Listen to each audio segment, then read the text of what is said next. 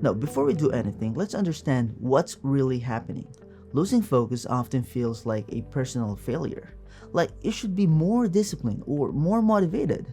Well, you're not failing. Your attention is just being pulled in too many directions. The simple truth is this: focus works best when it has boundaries. When your mind doesn't know what to focus on or how long to focus, it keeps scanning for something else. And that's exhausting.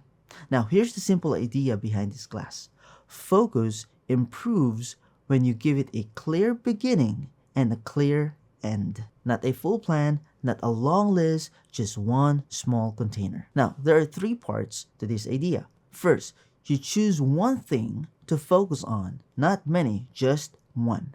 Second, you protect that focus for a short time. You don't multitask, you don't switch. Third, you stop when the time is done, even if it's unfinished.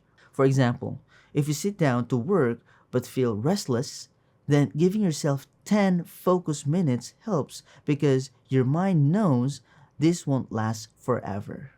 Another encouraging thing is this: short focus moments build confidence faster than long forced sessions. From my experience, finishing small focus blocks made me trust myself again. Here's how this works in practice. We'll create one focus block. Then we will protect it gently. Finally, we'll close it calmly. This flow works because your mind relaxes when expectations are clear.